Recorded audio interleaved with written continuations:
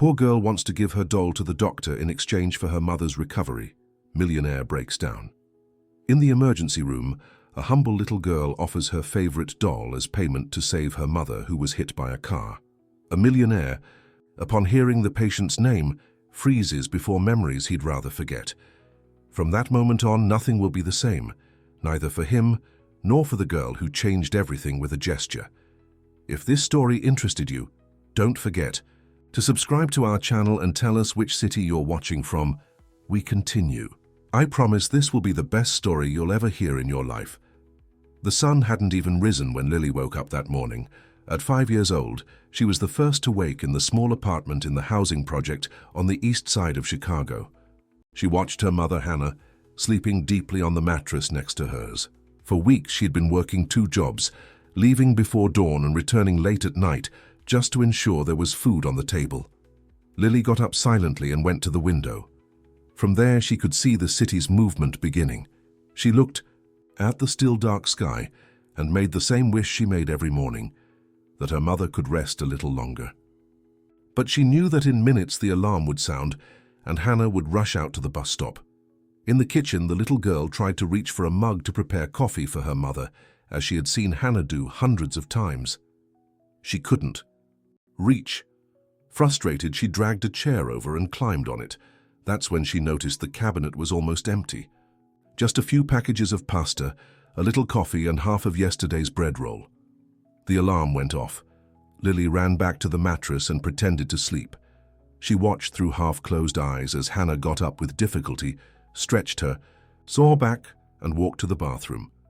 When she came out, she was already dressed, though the dark circles under her eyes betrayed her exhaustion. "Good morning, my love," Hannah smiled when she noticed her daughter was awake.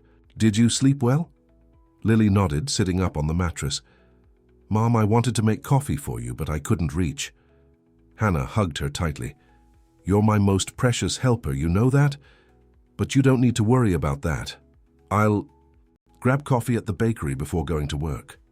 Lily knew it was a lie. Her mother always said this when money was too tight to buy enough food for both of them. Hannah preferred to go hungry rather than see her daughter with an empty stomach. "Mrs. Louise will stay with you today, okay? I'll be back as soon as I can. There's food in the refrigerator for lunch." Lily knew there was only a little rice and beans, but she didn't say anything. She just watched her mother check her time-worn purse, grab the keys and head for the door. "Mom," she called before Hannah left, "can I take my dolls to play with Mrs. Louise's granddaughter?" Hannah hesitated for a moment. Those dolls were the only real toys Lily owned. A small collection she had received from one of Hannah's former employers, dolls the woman's daughters no longer wanted. Even used, they were treasures to Lily. "Of course, my love, just don't lose any of them, okay?" Lily nodded excitedly. She ran to get the shoebox where she kept her precious possessions. Hannah kissed her forehead and left.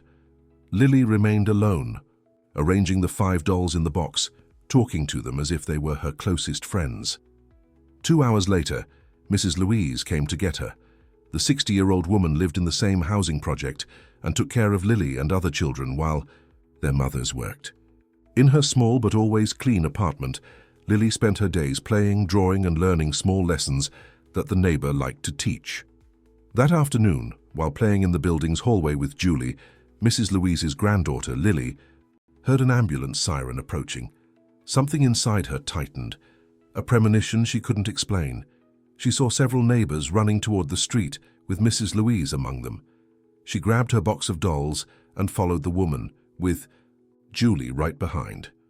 In the street, a group of people crowded around someone lying on the asphalt. Lily approached, trying to see between the adult's legs. That's when she heard someone say, "It's Hannah, Lily's mom." The world seemed to slow down. Lily dropped her box of dolls and squeezed between people until she reached the front. There was Hannah, motionless on the ground, with a trickle of blood running down her forehead. Beside her, a fallen motorcycle and its rider being attended to by bystanders. "Mommy!" shouted Lily, running to her mother. Mrs. Louise held her by the shoulders, preventing her from getting any closer. "Calm down, my child. The ambulance is already coming," said the woman, her voice breaking. The paramedics arrived minutes later. Lily observed everything in silence, tears streaming down her face without her noticing. She heard terms she didn't completely understand. Trauma, low blood pressure, risk of internal bleeding. "Where are you taking my mum?" she asked when they placed Hannah on the stretcher. "To Mercy General Hospital," replied one of the paramedics in a hurry. "Are you her daughter? Is there an adult who can accompany you?" Mrs. Louise stepped forward. "I'll go with her. I'm a neighbor and I take care of the girl." At the hospital, Lily sat in the waiting room hugging her box of dolls. Time passed slowly. Doctors and nurses hurried through the corridors. Mrs. Louise tried to get information but always returned with the same worried look. "Will my mom be okay?" Lily asked repeatedly. "We'll pray that she will, dear," the woman replied, stroking her hair. That's when Lily saw a doctor in a white coat come out through the door leading to the emergency room. He looked tired and worried. The girl jumped up and ran to him before Mrs. Louise could stop her. "Doctor, can you save my mum?" she asked, her voice trembling. The doctor, Dr. Richard, bent down to the child's height. His eyes conveyed compassion. "We're doing everything we can, little one. Your mother is badly hurt and will need surgery." Lily looked at the floor for a moment, then at the box of dolls in her hands. She made a decision. She extended the box to the doctor. "I don't have money, doctor, but I have my dolls. You can have them if you save my mom." Dr. Richard was speechless. That innocent and desperate gesture hit him like a punch to the stomach. Tears formed in his eyes as he looked at this child offering her most precious possession in exchange for her mother's life. At that same moment, a tall, well-dressed man was exiting the elevator. Edward Mitchell, a real estate businessman, had come to the hospital for a meeting with the director about a possible donation. He was passing through the lobby when he heard the girl's words. Something in that scene made him stop. "What's your mother's name, little one?" asked the doctor, his voice breaking. Hannah Oliveira," replied Lily. Edward felt his blood freeze in his veins. That name instantly transported him to his childhood in the small town of Deerfield, outside Chicago. Hannah Oliveira, the girl with braids and a shy smile who lived next door to his grandmother. His first friend, his first confidant. The girl who once promised they would be friends forever, before life separated them. He approached slowly, as if magnetized by the scene. He heard the doctor gently explain that he couldn't accept the dolls, but that he would do everything to save Hannah. He saw the disappointment on the girl's face, the fear in her eyes. "Hi," said Edward, crouching next to Lily. "I heard your mum's name is Hannah Oliveira. Was she born in Deerfield?" Lily looked suspiciously at this stranger in an expensive suit. "Yes, she always tells me stories about there." Edward felt his heart race. There was no doubt. It was her. After almost 20 years, fate had put them back on the same path in the most unexpected way possible. "Doctor," called Edward, standing up and extending his hand to the doctor. "Edward Mitchell.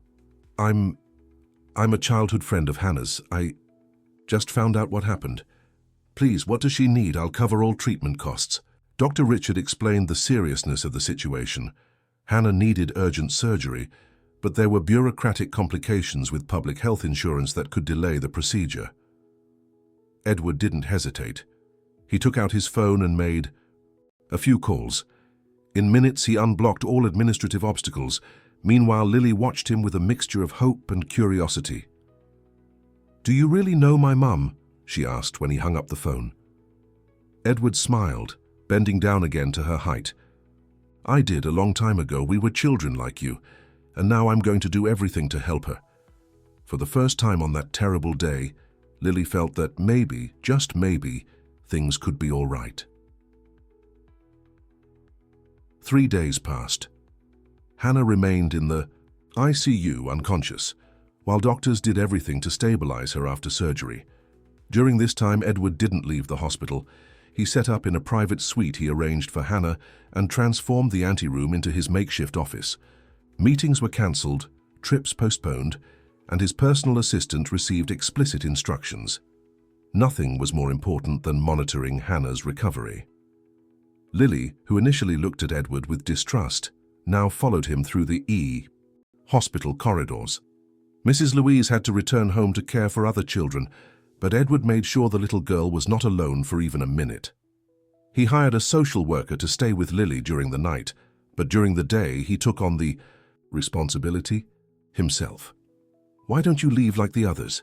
Lily asked one morning as they ate sandwiches in the hospital cafeteria. Edward looked at her, surprised. "What others?" "The men. They always leave. My friend Julie's dad left. My dad left too, before I was born. Mom says some men are afraid to stay." Edward felt a tightness in his chest. This 5-year-old child had already learned one of life's hardest lessons: abandonment. "I'm not going anywhere, Lily. I promise." The girl shrugged, as if not entirely believing him, and went back to eating her sandwich. Edward observed her, noticing how her gestures reminded him of Hannah when she was a child, the same way of furrowing her brow when thoughtful, the same habit of slightly swinging her feet when seated. "Do you want to tell me about your dolls?" he asked, trying to establish a connection. Lily's eyes lit up. "There are 5 of them. Rose is the oldest. She takes care of the others. Luna is the adventurer. She always wants to explore new places. Star is the smartest. She knows all the answers. Honey is the smallest. Everyone protects her. And Sky is the prettiest, but she's a little broken." "Broken how?" "Her arm fell off. Mum tried to glue it, but it didn't work right. She said she'd buy another one someday, but I don't want that. Sky is special even if she's broken." Edward smiled, touched by the girl's loyalty to her toys. "You know, I think we can fix Sky. I know people who restore old toys." Lily shook her head. "Mom always says we shouldn't accept expensive gifts from strangers." "But you just said I'm not leaving. Doesn't that make me less of a stranger?" The girl seemed to seriously consider the question. Finally, a small smile appeared on her face. "Maybe, but I need to ask Mom when she wakes up." "That's fair," agreed Edward. Later, while Lily slept on an improvised couch in Hannah's room, Edward observed the pale face of the woman in the bed. It seemed impossible that this was the same Hannah he had known in childhood, the girl with an easy laugh and big dreams. He closed his eyes and memories came like a movie. Hannah at 10, showing him a bird's nest hidden in his grandmother's backyard. Hannah at 12, confiding that she wanted to be a doctor someday. Hannah at 14, crying because her father had lost his job, and they would have to move to the city. The last day when they exchanged addresses and promised to write to each other weekly, he wrote. For months, he never received a response. Eventually, he stopped trying. Life went on. The dreamy boy transformed into a pragmatic man who built a real estate empire at the expense of personal relationships. He married once for convenience and divorced 3 years later with no children. There was no room for sentimentality in his calculated life. Until now. His cell phone vibrated, pulling him from his thoughts. It was his assistant, reminding him of the meeting with investors scheduled for the next day in Chicago. A meeting that could define the future of his most ambitious project, a complex of smart buildings in the city's financial center. "Cancel it," he replied simply. "Reschedule for next week." He hung up before his assistant could protest. He knew he was acting irrationally, that he could simply pay for the best treatment for Hannah and go on with his life. But something stronger kept him there. The next morning he decided to visit the apartment where Hannah and Lily lived. He needed to better understand their situation, maybe bring some clothes and toys for the girl. He convinced Lily to accompany the social worker for a walk in the park near the hospital, ensuring he would be back before they noticed his absence. The address was in a housing project in East Chicago. The contrast with his own penthouse apartment in the Gold Coast couldn't be greater. The building without an elevator, with peeling paint and obvious signs of infiltration, told a story of abandonment by public authorities. Using the key he found in Hannah's purse, he entered the small one-bedroom apartment. The simplicity of the place shocked him. An old refrigerator almost empty, a 2-burner stove, a cabinet with few supplies. In the living room, which also served as a bedroom, 2 mattresses on the floor with clean but worn sheets, an improvised shelf with medical textbooks, Hannah's abandoned dream. On a small table, he saw overdue bills and an eviction notice stuck with adhesive tape. 3 months of rent overdue. In the corner of the room, a cardboard box served as an improvised wardrobe for Lily's clothes, all clean and carefully folded, although many showed signs of excessive use or were visibly small for the girl. In the only separate room, a tiny bathroom, he noticed nearly empty hygiene products and patched towels. He returned to the living room and found, under Hannah's mattress, a notebook. It was a kind of diary where she recorded her struggle. Jobs as a house cleaner during the day and a fast food attendant at night. Failed interviews for better positions. The list of items she could sell to pay bills, including her medical books and some of Lily's toys that the girl didn't use as much anymore. The last entry from the day of the accident said, "Lily will need new shoes for winter. Maybe I can get extra work doing cleaning on Sunday. I can't let her get sick again." Edward closed the notebook, feeling a mixture of anger and sadness. How could someone so brilliant, who dreamed of saving lives, be reduced to fighting daily for her own survival? How had he, with all his resources, never thought about the Hannahs of the world who slept on mattresses on the floor and counted coins to buy food? He made a decision. He left the apartment and called his lawyer. In an hour, all of Hannah's debts were paid, including the overdue rent. He requested that a professional cleaning service be sent to the apartment the next day. Then he personally went to a supermarket and bought enough supplies to fill the pantry and refrigerator. At a department store, he purchased new clothes for Lily and Hannah, sheets, towels, and a real bed that would be delivered that same day. In the toy section, he stopped in front of the dolls. He remembered Lily's description of her companions, especially Sky, the broken doll she refused to replace. He smiled.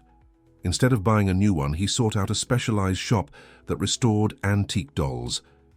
He left the apartment address for the deliveries and gave specific instructions. Everything should be placed in the appropriate places, but in a way that looked like it had always been there. He didn't want Hannah to immediately know he had interfered. He had known her pride since childhood and knew she wouldn't easily accept what she might interpret as charity. Back at the hospital, he found Lily drawing in the waiting room while the social worker filled out some forms. The girl ran to him as soon as she saw him. "Where did you go? I thought you had left." Edward felt a wave of tenderness at realizing the genuine fear in the child's eyes. He crouched down and hugged her. "I promised I wouldn't, remember? I just needed to take care of some things. Look what I brought for you." He handed her a new drawing book and a box of colored pencils. Lily took the gifts with wide eyes. "Are they all mine?" "All yours. I thought you could draw more stories to tell me." Lily opened a smile so wide it lit up her entire face. She immediately sat down and began to draw. Edward watched over her shoulder. She was drawing 3 figures holding hands, a woman, a girl, and a tall man in a suit. "Who are they?" he asked, though he already knew the answer. "It's us," replied Lily without raising her eyes from the drawing. "You, me, and Mom, when she wakes up." At that moment, Dr. Richard appeared at the door of the room with a serious expression that made Edward's heart tighten. "Mr. Mitchell, can we talk in private?" Edward followed Dr. Richard to a small office, his heart racing, fearing the worst. When the door closed behind them, the doctor finally spoke. "Mr. Mitchell, I have news. Hannah is responding to treatment. Her vital signs are stabilizing, and tests show significant reduction in brain swelling." Edward released the breath he hadn't realized he was holding. "That means that we're optimistic about the possibility of her waking up in the coming days. However," the doctor paused, adjusting his glasses, "we still don't know if there will be neurological sequelae. We can only assess when she regains consciousness." Edward nodded, processing the information. "I'll do whatever is necessary. Specialists, rehabilitation, whatever she needs." The doctor studied him for a moment. "May I ask a personal question?" "Mr. Mitchell, what exactly is your relationship with the patient? Lily mentioned you were a friend of her mother's, but I confess I'm curious about your level of commitment." The question caught Edward off guard. How to explain something he didn't fully understand himself? How to put into words the connection he felt with Hannah and Lily? "Hannah was important to me when we were children. We lost touch due to life circumstances. Finding her again in these conditions made me realize that perhaps fate has reunited us for a reason." Dr. Richard smiled. I understand. Well, whatever that reason, Hannah and Lily were lucky you were here. When he returned to the waiting room, Edward found Lily asleep on the couch, hugging her new drawing book. The social worker explained that the girl had drawn incessantly for an hour until falling asleep, exhausted from the stress of the past few days. Careful not to wake her, Edward took the book. He flipped through the pages and was surprised by what he saw. Detailed drawings for a 5-year-old child, all telling stories. There was one of Lily and Hannah in their small apartment, another of Lily at school, and several with Edward. In one drawing, he appeared as a kind of superhero, protecting Lily and Hannah from dark clouds. In the most recent one, the three were in a large, colorful house with a garden and a dog. The simple dreams of a child who never had much, thought Edward. Unable to help himself, he felt his eyes water. That night, after ensuring Lily was comfortable in the room, prepared for her next to the ICU, Edward returned to his apartment for the first time in days. He needed clean clothes and some documents. His cell phone wouldn't stop ringing with accumulated messages, and his assistant seemed on the verge of a nervous breakdown with so many rescheduled commitments. In the shower, with hot water falling on his tense shoulders, Edward allowed himself to think clearly for the first time since finding Lily at the hospital. What was he doing? Why did he care so much about the fate of a woman he hadn't seen in more than 2 decades and a child he had just met? His meticulously planned life was being completely redesigned, and surprisingly, this didn't bother him. As he dressed, he noticed an old box at the bottom of his closet. He hesitated for a moment before picking it up. It was a carved wooden box, a gift from his grandmother. Inside, he kept childhood memories that he rarely revisited. He sat on the bed and opened the lid. Among the items, he found a yellowed photo. 2 young people sitting by a lake, smiling at the camera. Him and Hannah at 14 on the last day before her departure. He remembered that his grandmother had insisted on photographing them, as if sensing that moment would need to be preserved. He also found the letters he had written to Hannah and never sent, after the first ones returned with address unknown. And a small fabric bag containing shells and colored stones they had collected together on the beach during a rare trip of their families. He put everything back in the box, except for the photograph, which he kept in his wallet. He had made a decision. He didn't know exactly what the future held, but he was certain that Hannah and Lily were now part of it. The next morning, upon returning to the hospital, he found unusual activity. Nurses hurried in and out of Hannah's room. Edward's heart raced. He ran there, fearing the worst. Upon entering the room, he saw Lily by the bed, holding Hannah's hand, and Hannah, with her eyes open, looking confusedly around. "Mum woke up," exclaimed Lily when she saw Edward. "She asked for me." Edward stood frozen at the door. Hannah was pale and visibly debilitated, but her eyes, the same expressive brown eyes from his memory, were open and alert. When she saw him, a shadow of recognition passed over her face, followed by confusion. "Edward." Her voice was just a hoarse whisper. He approached slowly. "Hi, Hannah. It's been a while." She tried to sit up but winced in pain. A nurse helped her find a more comfortable position. "What are you doing here?" she asked, her voice firmer, now but still confused. Edward looked at Lily, who was watching the interaction with curiosity. "It's a long story. The important thing is that you're okay." Hannah looked at her daughter, then back at Edward. There was suspicion in her eyes. "Lily, sweetie, can you go with the nurse to get a glass of water for Mommy?" The girl nodded and left hand in hand with the nurse, not without casting a worried glance at Edward, as if fearing he would disappear during her absence. "Now tell me the truth," Hannah demanded, as soon as they were alone. "Why are you here? And why does my daughter seem so attached to you?"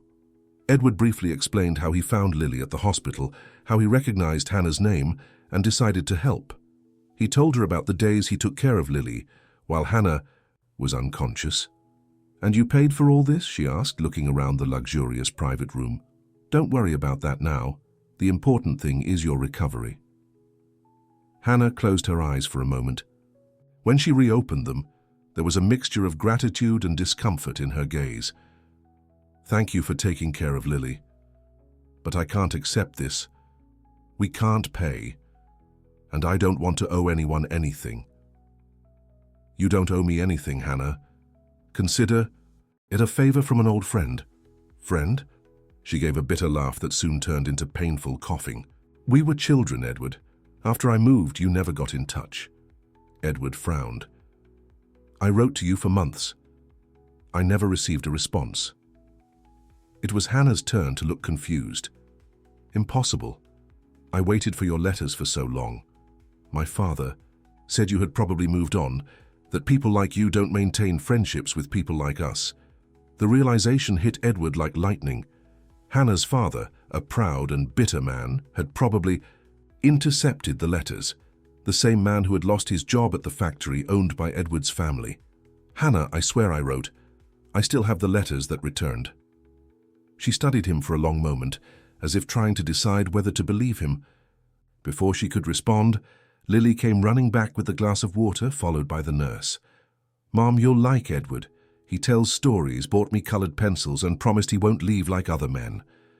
Hannah gave Edward a questioning look, to which he just shrugged, embarrassed. In the days that followed, Hannah was transferred to a regular room, although she still needed constant care. Edward reduced his visits, feeling she needed space but ensured nothing was lacking. Lily alternated between staying at the hospital with her mother and going home with Mrs. Louise, who had offered to continue caring for the girl.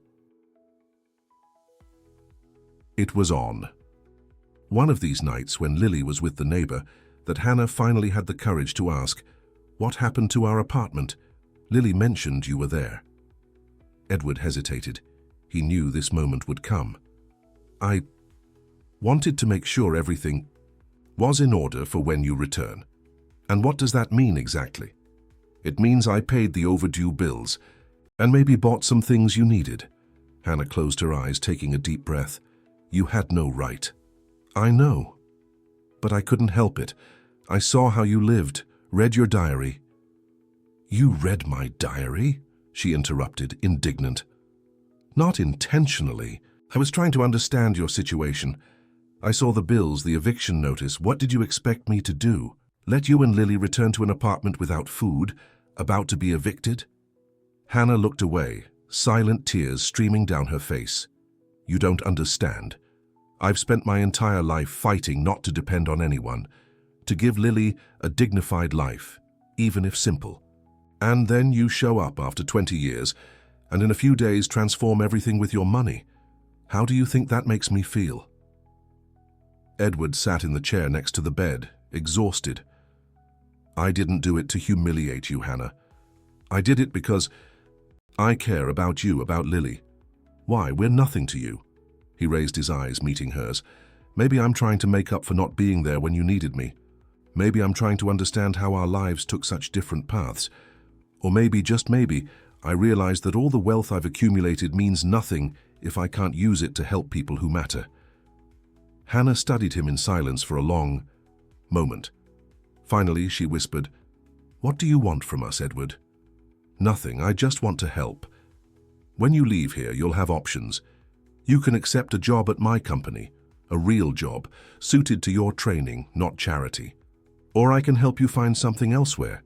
I can pay for you to finish your medical course if that's still your dream. Whatever you decide, I'll be here to support you." "And Lily?" "Lily is amazing. In a few days, she's won a special place in my life. But I understand that I'm just a stranger to you. I'll respect the boundaries you set." Hannah wiped away her tears. "I need to think. This is all too much to process right now." Edward nodded and stood to leave. At the door, he turned one last time. "Hannah, regardless of what you decide, I want you to know one thing. Finding you two was the best thing that's happened to me in a long time." 2 weeks later, Hannah finally was discharged from the hospital. Edward insisted on providing transportation, but kept a respectful distance, honoring her request for space. However, he couldn't help surprising her with one last gesture. He had hired a nurse to help her during her first days at home, knowing she would still need special care. When Hannah and Lily arrived at the apartment, they stood at the door for a few moments, taking in the changes. The place was clean and organized, with new furniture that, though simple, gave the environment a welcoming air it had never had before. In the kitchen, the refrigerator and cabinets were stocked. In the bedroom, 2 beds replaced the mattresses on the floor, and a new wardrobe stored the clothes that used to be kept in boxes. "Edward did all this, Mum," explained Lily, running excitedly through the apartment. "He said it was a secret, but I saw when people brought the things. He made it seem like magic." Hannah sat on the edge of one of the beds, feeling a confused mixture of gratitude and wounded pride. On one hand, it was impossible not to recognize Edward's genuine generosity. On the other, these improvements made even more evident the social abyss that separated them. He could transform their lives with a simple phone call, while she had struggled for years to barely manage the basics. "Mum, look what Edward brought." "Back!" exclaimed Lily, pulling her from her thoughts. The girl was running to her with the box of dolls in her hands. But it wasn't the same worn box that Hannah remembered. This one was beautifully restored, painted with delicate floral motifs. He fixed all of them, even Sky. Lily opened the box, showing the 5 perfectly restored dolls. The one with the broken arm was now whole like new, but maintaining its original characteristics. And look what else is here. At the bottom of the box there was a 6th doll, smaller than the others, dressed in a small white lab coat. Hannah picked it up with trembling hands. "It's you, Mum. Edward had it made just like you. He said it's so. I always remember that. You take care of me even when you're not close by." Hannah felt tears fill her eyes. That specific gesture, much more than the furniture or new clothes, touched something deep inside her. Edward hadn't just given material things. He had paid attention, listened to Lily, understood what really mattered to them. That night, after Lily fell asleep, Hannah stayed awake for hours, thinking. She remembered the boy Edward had been. Kind, dreamy, always willing to share what he had. It was no surprise he had become a generous man. What surprised her was how, despite all his wealth, he seemed lonely. The next morning she made a decision. She picked up the phone and, after a few minutes searching social media, found his assistant's contact. She asked to speak with him.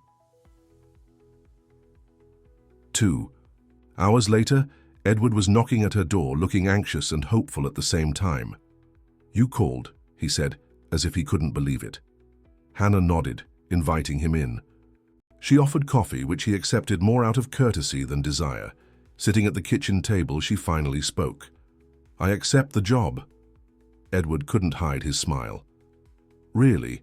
I'm sure you'll be a valuable addition to the team. I can assign you to whatever department you prefer, HR, administrative—" "No," Hannah interrupted. "I want to work in your company's social responsibility sector. I saw on the website that you have projects with underprivileged communities. I want to be part of that." Edward looked surprised but pleased. "Of course. Actually, it's perfect. We have plans to expand that area. And there's another condition," she continued, serious. "I want to finish my medical course at my own pace. I know I can no longer be a full-time doctor, but I can specialize in public health. Maybe even create a free medical care project in the communities where your company operates." Edward watched her with admiration. Even after everything she'd been through, Hannah still thought about how to help others. "Consider it done. I'll pay for your studies and support any project you want to develop." "No." Hannah firmly shook her head. "You will advance the amount as a loan, which you will gradually deduct from my salary. And the project will be an official partnership between your company and the medical school, not a personal initiative of yours." Edward laughed, surprised by her determination. "You were always stubborn." "I prefer the term determined," Hannah retorted, allowing herself a small smile. "And lastly, Lily adores you, that's evident. But we need to establish boundaries. I don't want her to create unrealistic expectations or get used to luxuries that I won't be able to provide when all this is over." Edward's smile disappeared. "When all this is over, you think I'm just having fun, that one day I'll simply move on and forget about you?" Hannah held his gaze. "People always move on, Edward. It's the natural course of life." "Not always," he replied, taking something from his pocket. It was the old photograph of the 2 of them by the lake. "Some things stay." Hannah took the photo carefully, as if it were a fragile and precious object. You kept this all these years? Along with the letters I wrote to you that were never delivered, along with the shells we collected on the beach, along with every memory. Hannah felt something break inside her, not from pain, but like a wall finally giving way. Silent tears ran down her face. I kept things too, she confessed in a whisper. A note you gave me on the last day, a blue feather we found in your grandmother's backyard, pieces of a life that seemed to belong to someone else. At that moment, Lily came running into the kitchen, still in pajamas, and stopped when she saw Edward. You came, she exclaimed, throwing herself into his arms. I knew you'd come back. Edward hugged her, looking over her head at Hannah, a silent question in his eyes. Hannah nodded subtly, giving permission for that closeness. The following weeks brought a new routine. Hannah began working part-time at Edward's company, while fully recovering and organizing her return to college. Lily returned to school, now, with new materials and uniforms that fit properly. Edward became a constant but careful presence. He came for dinner regularly, brought books. For Lily, helped Hannah with her studies. He never imposed his presence or tried to change the dynamic they had established. Instead, he adapted, learning the rhythm of that small family. One Sunday, while they were at the park near the apartment, a man approached looking nervously at Hannah. Hannah, it's me, Mark. Hannah turned pale. Edward, who was playing with Lily on the swing, immediately noticed the change and approached. What do you want? Asked Hannah, her voice tense. I heard about your accident. I've been looking for you. I wanted to meet my daughter. Edward felt his blood freeze. This was Lily's father, the man who had abandoned Hannah when she was pregnant. Lily, sensing the tension, ran to her mother's side, observing the stranger with curiosity. Lily, go play a little more while I talk to this gentleman, Hannah requested. The girl hesitated, looking at Edward, who nodded gently. I'll be right over there, princess. When Lily moved away, Hannah faced Mark. You lost the right to meet her when you decided you didn't want to be a father. I was young. I was scared. I made a mistake. He looked at Edward. And who are you? The new boyfriend? Edward took a step forward, but Hannah stopped him with a gesture. He's someone who is present in her life, unlike you. I have legal rights. Actually, you don't, Hannah interrupted. You never acknowledged paternity. But if you want it so badly now, we can do a DNA test and then discuss supervised visitation, with many rules and conditions. Mark seemed surprised by her firmness. You've changed. Yes, I've changed. I grew up, and I learned to protect what matters. After Mark walked away, promising to return with a lawyer, Hannah let out a heavy sigh. Edward placed his hand on her shoulder. I'll contact my lawyer first thing tomorrow. He'll ensure everything is done in the most appropriate way to protect Lily. Hannah nodded, grateful. Thank you. I'm sorry you had to witness that. Don't be. I'm here for whatever you need, remember? In the weeks that followed, the situation with Mark was carefully managed.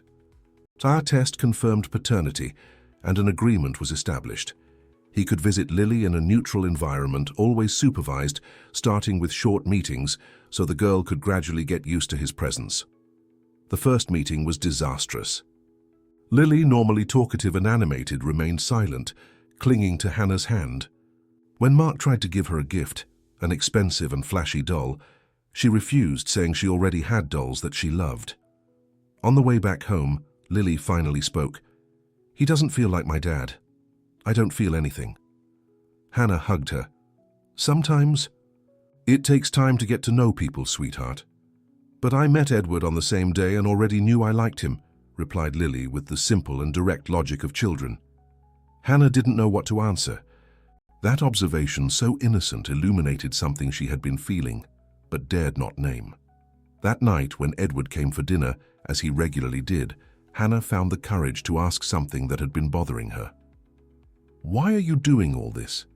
Be honest. Edward, who was helping dry the dishes while Lily drew in the living room, stopped what he was doing.